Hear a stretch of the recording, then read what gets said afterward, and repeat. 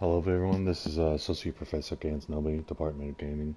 I apologize, I haven't made a video in a while. To be honest, I've been trying to teach my wife how to play Evil Dead, and it's been a process on... It's a very hard process. Um, there's a lot of information in this game, and it's really hard to find a good place to start on how to teach somebody. She plays Kelly, so I'm going to be using Kelly in this video. The first thing we're going to talk about is the HUD. So we'll start at the top left here. At the top left is your compass. As you can see, the N at the top means north. So to the right of that, if you don't know how to read a compass, would be east, left would be west, and down would be south. Now, some people you can change it so that the compass moves for which way you're looking. I personally don't like it like that. I like it as a stationary thing. You can see there's a cone in front of you, and that's basically where you're looking. So let's go to the next thing here. As the top middle, you have 3 map pieces that you need to search for. The lost pages of the Necronomicon, the dagger, and the dark ones, and the book phases. This is the things you need to do to win the game. When things are completed, they will turn white. When you're collecting the dagger and pages, they will turn blue until they're fully filled, and then they will turn white. The dark ones will remain red, and then the book phase will be red as well. The top right is collect the pieces of the map. The top right will always be telling you what your objective is. So it says collect a piece of the map near Camp Greenberg. As we can see on our compass, we do not see Camp Greenberg, but you can bring up a bigger map by going to your inventory and then going to the next page. As you can see in the bottom right, it tells you what you can do with this map. So we want to zoom out, so we want to use the right thumbstick to zoom out. As we can see, this is where we need to go, Camp Greenberg, for the map piece. Now you can hold L1 to mark, and there's 3 different markers. There's dangerous place, there's on my way, and look here. You could either go on my way or look here for a map piece. Dangerous place people usually use to say the demon is here. There's also a key on the left side here that tells you that you're on your way, looking that there's a melee weapon, ranged weapon, handgun ammo, long gun, special ammo. Players can mark things by pressing L1 on them. You also have supply crates, Shem's Cola, ambulance, matchsticks, and treasure sticks. But what's important is the car. You can see cars on the map, as you can see right here. Not from far distances, but from if you're close to it. You can see a car, and the car is right there. And light sources, fires. And this helps you reduce your fear. So, now we'll move to the bottom left. As you can see, there's an image of Kelly at the bottom left, which also tells you what prestige you are with that character. I am P5 with Kelly. And then right underneath her is a white bar. That bar is your stamina bar, your endurance, whatever you want to call it. And it helps you with running. As you can see, it goes down as you run. And it helps with your dodging, as you can see there. So now we'll go to the right. As you can see, there's a sort of flaming thing. Those are your matches. And you can carry a total of 9. Great. Now I can see how bad Pressing left on the D-pad for PlayStation is going to turn on your flashlight, and we'll explain what that does later. Circle is your ability, or whatever button it is on whatever console or PC And what that does is activate your ability. I will go over Kelly's ability in a little bit. So, vault over fences and railings and through open windows. So, this is a breakable vaulting spot. This means the demon can go through it and hit you. So, you press triangle to vault this. But if you come over here, these are unbreakable vaulting points, which means the demon cannot go through this. He has to run around. So, in situations where you're low health, as I am now, you can take the demon here as he's following you. Keep watching the demon to make sure he's chasing you, and as he comes over here, you can hop this railing to pull off the healing item. Feeling better already. There's other ways to do that as well. So these are the different rarities of weapons. You have to start with common, gray, rare, blue, epic, purple, and legendary, orange. The best one is obviously orange, so we're going to take that. For our melees, we have a light attack, which does a little bit of damage, but it's a fast swinging speed, and R2 is for heavy. I'll explain the differences and why you would use one over the other. And Xing is dodge, which also you see at the bottom left, you use stamina for. So you only have a limited amount. So the most shemps you can carry are 3. As a leader, warrior, and hunter. And it's the same with amulets. Amulets are indicated when you apply them. It'll give you a blue bar atop of your health bar, which is that white bar under your player name. The thing under that is your fear bar, and when you pass that line, that means you are possessable. And you can be seen on the map. So, for the flashlight, press left on the D-pad to turn on your flashlight. This reveals hidden items. As you can see, there's nothing here. We turn on our flashlight, they are illuminated and revealed. So, when you're searching for supplies, you want to have your flashlight on. When you're not looking, you want your flashlight off. So Kelly has a unique mastery. It's the meat hammer, and that's this weapon right here. You can tell that she's using it because at the bottom of your health bar, you'll see a crown. Kelly also has a thing later that I will show as well. So, enemies have 2 bars. Technically, they have 3 bars, but you don't see one of them. And we'll show you that right here on this first one. So, as we melee here, you see that the white bar is down, and now it's just the red bar.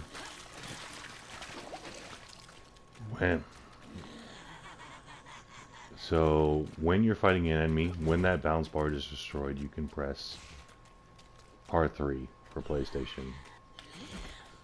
And what that does is it completes a finisher or a special attack. The difference between the two is when you do a finisher, it lasts longer and you are able to kill the enemy. So, we'll show that here. What a special attack is this, it does damage, but you normally want to do a finisher because the special attack doesn't last that long. And when you're in a special attack or a finisher, you're unable to take damage. And if a possessed unit is behind you while you're doing a special attack, it's possible for the unit in front of you to hit you and then the possessed unit to hit you from behind. So it's better just to kill the unit. And you know when you're able to kill the unit because there will be a red skull above it, as so the health bar. Now, like I said, there's differences between heavies and lights. As you can see, if we do one heavy, we're able to do more damage and then go into the finisher, but it takes longer. So there are times when you just want to dodge the attack instead. And the way you learn how to dodge is basically if you watch the unit's attacks, his arm will raise up, and as the weapon is coming down is when you want to dodge. So it's very easy to dodge AI unit. Sometimes they take longer to attack, so it's better to do it as it's coming down, as seen. Once again, once you see that red skull, you just press the finishing button, which on PlayStation is R3, which is pushing in the right thumbstick. So, I'm going to come here. A good thing to do too, if you're fighting a demon, and you pressure here, is you can go through a window and then pull off a healing item. And because it takes a while for the demon to go through the window.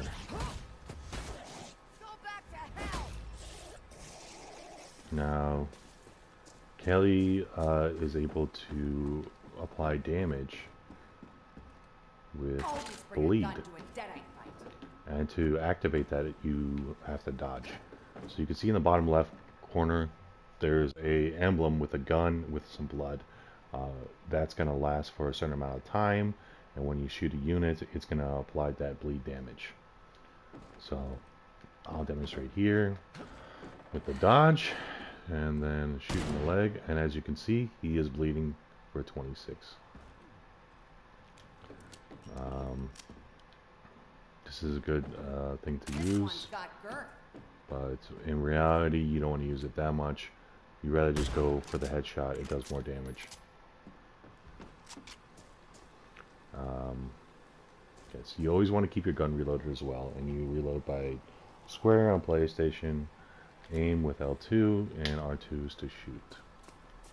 When you shoot your gun, you alert the demon to your presence.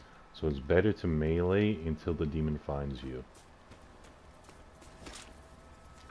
And just make sure you don't take damage.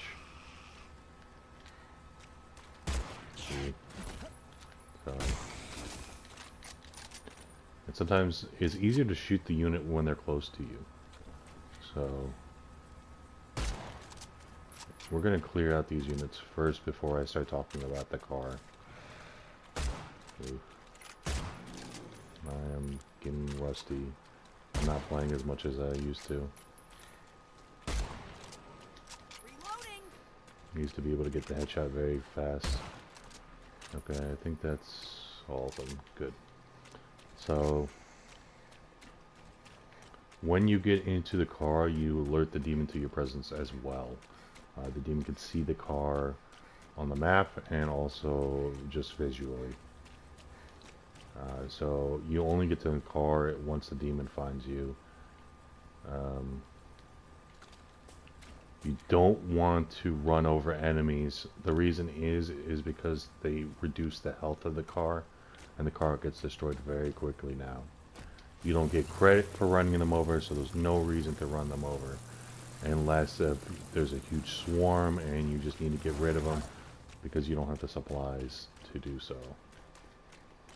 So now that we're here, our marker is right over there. As you can see, it's a grayish green. That's how you know it's ours. So we have to find all the pieces of the map of the lost pages of Necronomicon and Kundami Dagger. So this is the first map piece, indicated with a exclamation mark. The map piece will always be in the area where it says at the top right, Camp Greenberg, okay? But it will always be in this light gray area. So you want to travel between these buildings to see where it could be. It'll usually be near the brown items. As you can see, it's right over there. So we're going to head over there. I do tutorial way too much, just so I can explain things to my wife. So we're going to grab this. There's 3 map pieces. As you see, you grab them. They are filled in at the top. So these are supply crates, just like our weapons. They have different rarities. You have from common to legendary. People call them blue, purple, or legendary, common. When you open these up, you get pink Fs. Now you're able to get a better one than a gray pistol out of this, and you're able to get better weapons out of just common crates and all these different types of crates. So these pink Fs are how you upgrade your character during the match. And for PlayStation, you press down on the D-pad. Now every class has different pink F points to spend for. For warriors, you have more melee to spend, and less stamina, and supports are different, and same with leaders. For hunters, I usually like to put points into fear first, that way we don't get possessed, and then I like to put in the stamina, and then range. This may change depending on the demon you face, and also change based on just the game itself that you're playing. So we have one more map piece to collect here, and we're going to go look for that. We're also going to look out for enemies as they come. We don't want to leave enemies alive. We always want to kill them. So, but normally you would melee, or if the demon has not found you yet. With the final piece of the map, so as you can see here, only the demon stands between you and the necessary we collect all the map pieces. Once we collect the map pieces, the two objectives will spawn. Now you can do the two objectives at the same time. Whoa, they're heavy.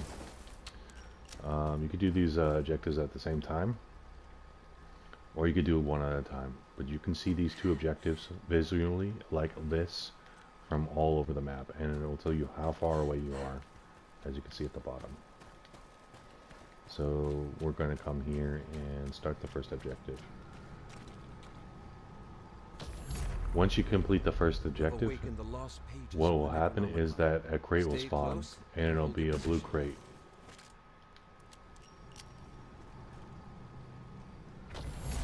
As you see, survivors blue now crate. hold the lost pages of the Necronomicon. A world is a step And closer to after you do the second objective, a purple crate will spawn.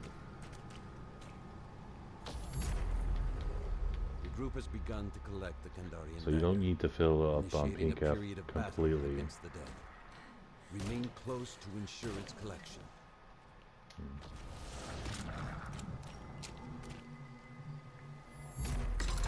You are in possession of the Kandarian dagger. Many So have perished you can protecting use your this pink F artifact. for a hunter any way you want. Since we're using Kelly, we'll put it into fear, then health. You now possess Don't the lost really want to put pages it into and shield as Kandarian a dagger, and hunter. must face the dark ones. So I wish you the best of luck. you see our fear going up. As your fear goes up, before it passes that threshold, you want to drop your gun by pressing square like that. That way, if you get possessed, the demon cannot That's good. use your Keep moving. weapon You're against okay. your teammates. As you see, we reduce our fear, and then we pick up our weapon. And you could just bring up the map right here, the inventory, and then you just press square. So it's very quickly you can do it. It's also how you drop items. As you can see, you can drop in a stack, but it's easier just to drop it all at once. If you need to drop ammo to your hunter, just press triangle. If you want to drop amulets, just press triangle to your enchants. Because when you drop it like this, you have to spend one at a time to pick it up. And it's just easier for the support to just pick it up this way. So you can also, when you drop a weapon like this, your teammate can pick it up and carry it for you. Or if you find a weapon for another player, you can pick it up and then drop it and then press L1. That's going to mark it, and it's going to tell everybody that that's where the weapon is. So we're going to move forward here and talk about the dark ones here. So here are the dark ones. They have 3 health bars that you have to deplete with the Kandarian dagger, and they have 2 different types of attacks. Now, this is one of the demon's strongest points, because not only is he going to be attacking you with possessed units and just AI, but the dark ones are going to be able to attack you as well. So you need to learn how to dodge the dark ones. The best way I find is by just moving back and forth. That way the dark ones can't lock onto you. When they do their slamming technique, you want to dodge that, and you'll miss the damage. So this is one of the most difficult. As you see, we go back and forth like this, and it's hard for them to lock on, and as you see, we get hit. So it's a very dangerous phase.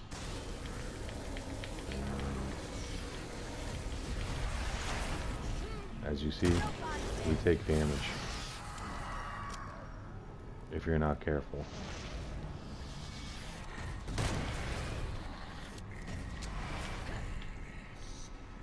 So it's better just to move back and forth like this. I want to show the other attack, so hopefully you do the attack. There it is. As you see, a big red ring will go, and then you want to dodge as they bring their arms down. When they bring their arms down, that means that the attack phase is going to happen. And as you see, we just move back and forth very quickly, and they're unable to lock onto us. You can also go very close to them, and just, as you see, red ring, arms go down. You do a double dodge just in case, because I thought I felt it earlier. So this is the book phase. This is where damage is needed. As a warrior hunter, you ask for ammo. By holding L1, you can ask for supplies. So that's for champ, right? But really, you just want to ask for ammo as a hunter. And that is an updated one. I didn't really know where to start, but I thought I should start with the tutorial, and then I'm going to talk about classes. The different classes, what they're good for on the next video, and then after that I'm going to go through the story missions, explain what the importance of going to the story missions are. Then I'm going to talk about playing solo. Playing solo is going to help you learn how to actually look for pieces, learn the map, such as those things. And then I'm going to talk about player versus AI, so you learn how to play with a team, and then finally moving on to an actual game. I feel like this is the way to learn this game and learn its mechanics. Yes, it takes time, and I know people just want to jump into the game, but if you just jump into the game, you're going to make people frustrated, and also just not have a good time, because you're not going to know what to do, and then you're just you're going to question, like, what the hell just happened. So this is part 1. This will be a multi-part series. So have a wonderful day, and I'll see you in the next one.